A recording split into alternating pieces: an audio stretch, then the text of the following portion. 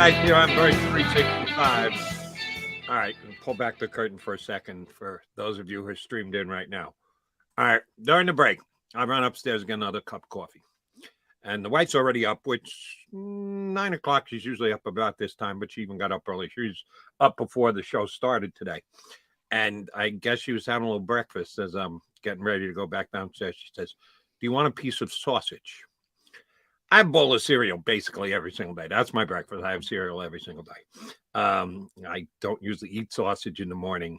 And after she gives it to me, and after I throw it in my mouth, and not a link, just a patty of sausage, yo big, she goes, "Oh, by the way, it's a little salty."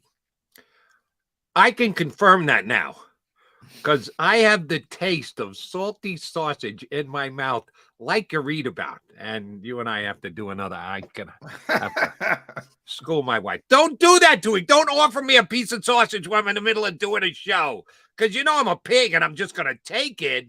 Yeah. And now I can't get the taste. That's of the perils of having the home studio. Yeah, Jody. A little bit. Yeah. You might have something like that. All right. So. Sorry about that. I apologize.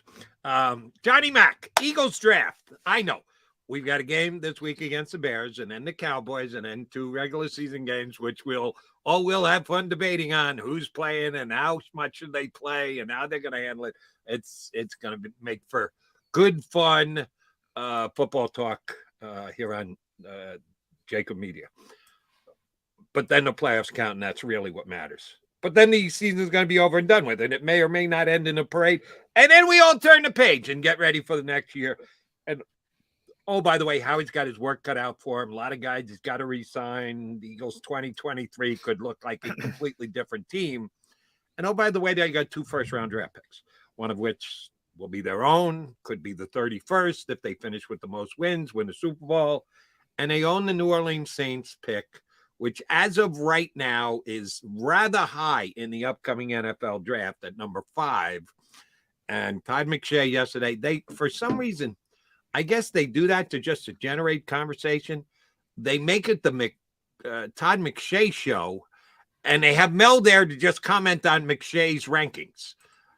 And Kuiper's been there longer, and the more high-profile draft guy that they had, but they made it the Todd McShay show. I'm not sure why, but I'm guessing they go back and forth, and then McShay. Oh, you think the next one's going to be Kuiper?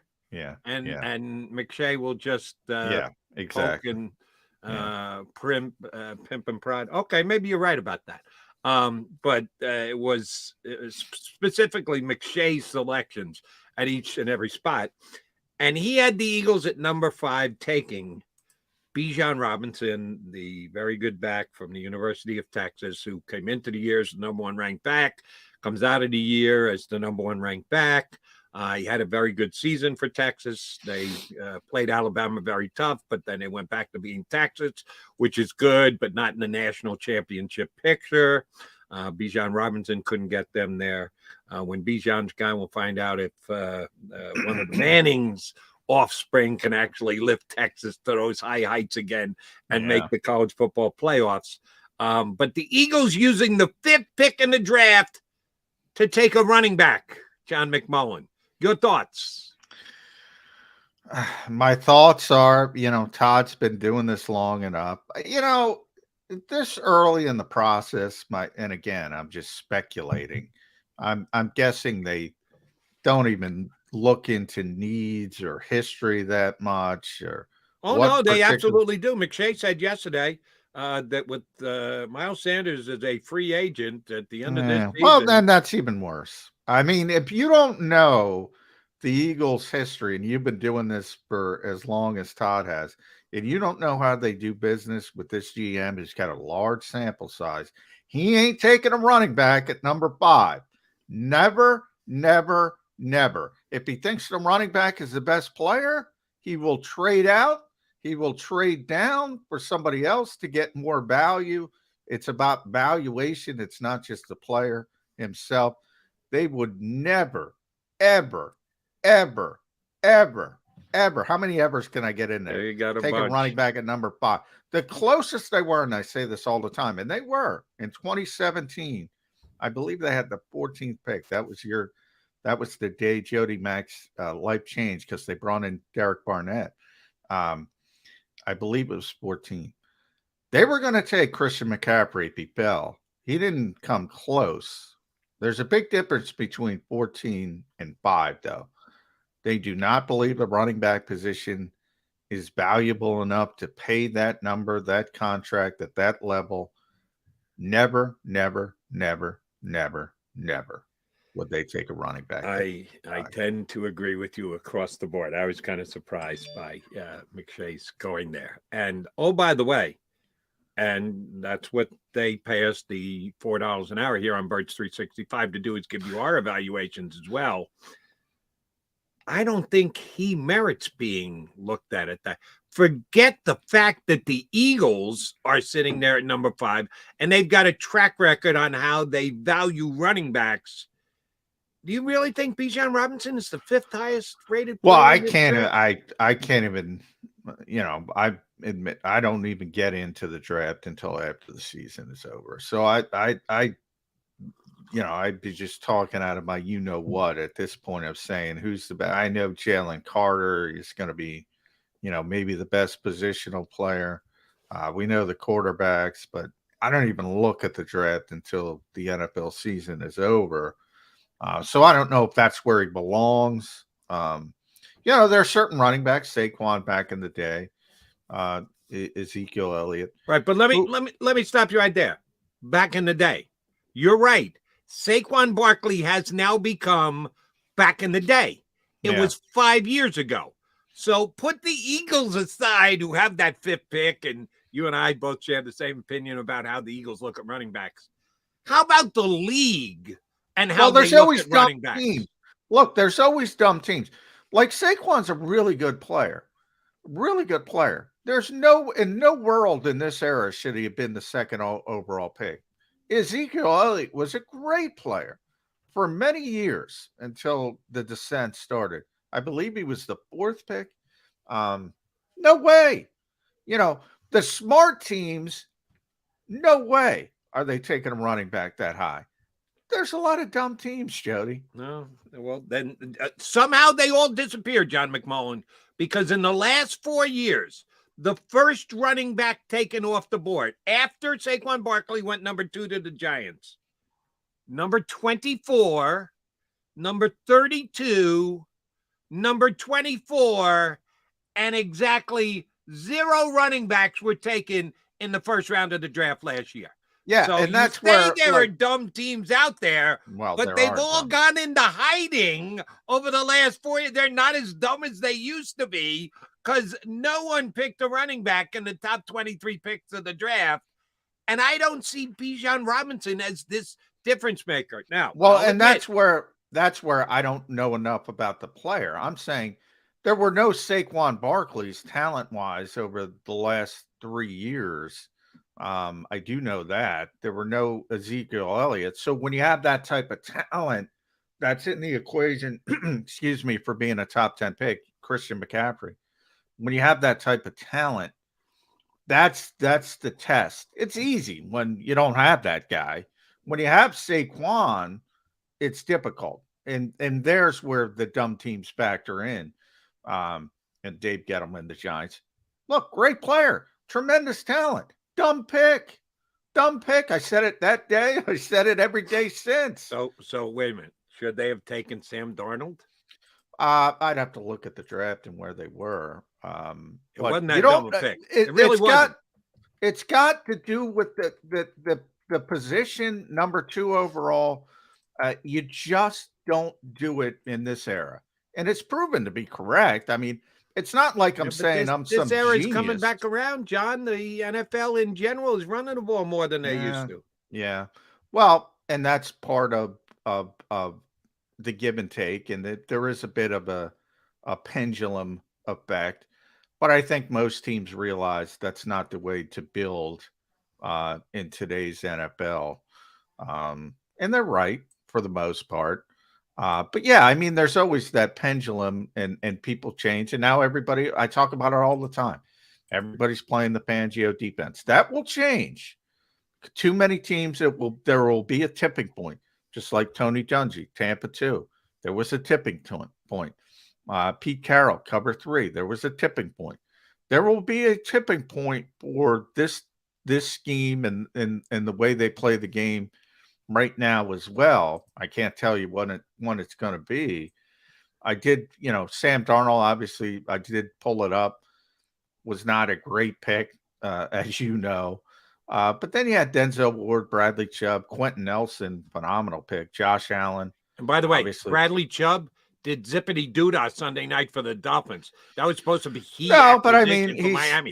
if he played, they never called his name. All of a sudden, he's become a nothing since he got to Miami. So, I'll fight you off. I think the Saquon Barkley pick was fine. I think he was that talented, that good, that you could justify taking him. Well, they messed up. I mean, that was a bad quarterback draft in hindsight. Baker went 1, Sam went 3, Josh Rosen went 10. So, right. You want to go down the list. Josh Allen is the guy. Josh Allen was the one good in 2020 hindsight. He was the guy they should have taken. But again, the day after the draft, I don't know how many people threw up their hands and go, "Oh my God, Josh Allen was available," and the Eagles and the Giants took Saquon Barkley. I didn't say it, so I'm not going to go back and look, everything's hindsight. I always say you can go back in any draft, and unless you get the best player, you can play that game. So in a lot of ways, it's not fair. But when you're picking number 2 and you don't have a trade, in other words, you're picking number 2 on merit. Yeah, I mean, in hindsight, there's plenty of good players in that draft that they could have taken that would have helped them more. I mean, that's just the way it works. I'm just saying you don't take a running back at number 2 overall in this era. You don't. Yeah, but see, I thought Barkley was that special. I thought he was that special a talent that he merited going that high. And I'm telling you right now, I don't think Bijan Robinson is that kind of talent for the Philadelphia Eagles or anyone else to go in the top 5 picks in the draft. And I'll give you one other thing from this special that they had on ESPN, and I had to get out the door, so I only stayed to like 10 or 11 or 12 or somewhere thereabouts. They both, because like I said, it was McShay's list, and then Kuiper commented on it. They both had 4 quarterbacks going in the top 12 picks of the draft.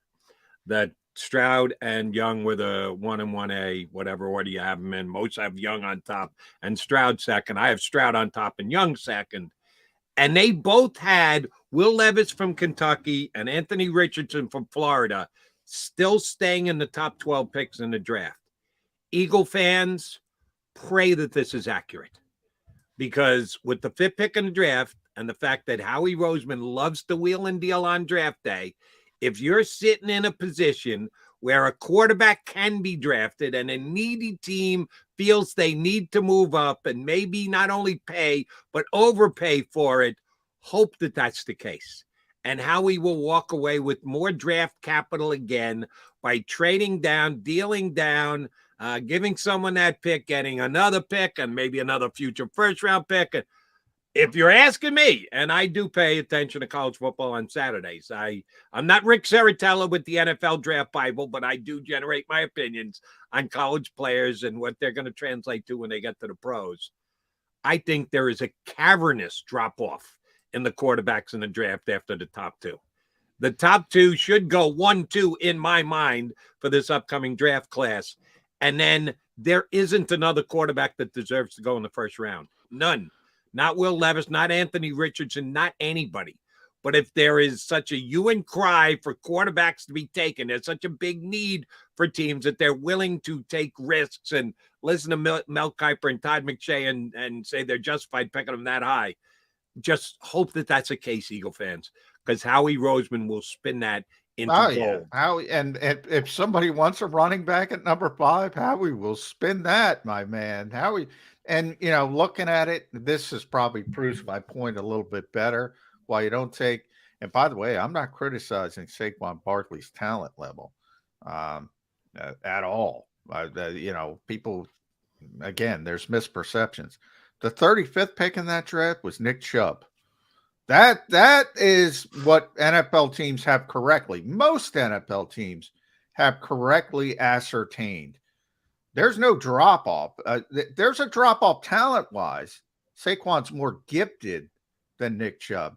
Nick Chubb has been much more effective. Now, a lot of things come into that. He's been on better teams. He's been healthier, much more effective.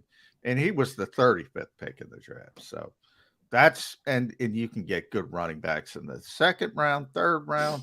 Some teams have gotten them even deeper. That's why you don't pick a running back at number 2 overall. All right, and I will stake my reputation on the quarterbacks in this draft 2 years from now, 4 years from now, 6 years from now, 8 years from now. After the top 2, big time drop off. And the beauty of it is, I'm not even in love with the top 2, to be honest. I people were talking about how bad last year's draft was, and it was. I mean, it was bad quarterback draft, and they were saying how good this year's was. I don't sit and look at Bryce Young and C.J. Stroud and say, "Oh, that's Andrew Luck. That's Trevor Lawrence." I don't think anybody has said that about either of those two. Yeah, I don't. But compared to last year, yeah, it's better than last year. I just don't think, and it's very early in this process of it. I don't think this is a great quarterback draft at all. Oh, I think it's a 2-person quarterback draft. I think both of the guys at the top are very good. I think they will be franchise quarterbacks in this league. The others, you can have them. Not a fan of any of the others. And as per Kuiper and McShay, and I'm showing them their props because they've been doing it for a long time, and I know how hard they work on this. I was at ESPN Radio. Kuiper used to come on my show all the time. So I like Mel, and I appreciate Mel, and I give him credit for all the work he's done all these years. I remember when Mel would pick up his phone. You'd order Mel's book, and he'd be talking to Mel.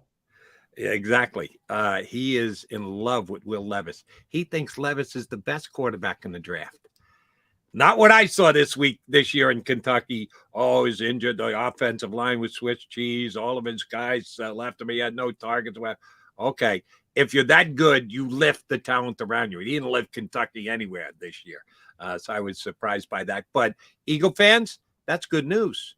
Because if Howie Roseman's got a pick in his back pocket that he can turn around and spin for a desperate team, and the teams do think Will Levis is going to be a star quarterback, take advantage of him, Howie. All right, John McMullen, Jody McDonald, here with you on Birds 365. We're headed down the shore next. Mike Gill's going to join us, our buddy from the Sports Pass at 97.3 ESPN. He's up next on Birds 365.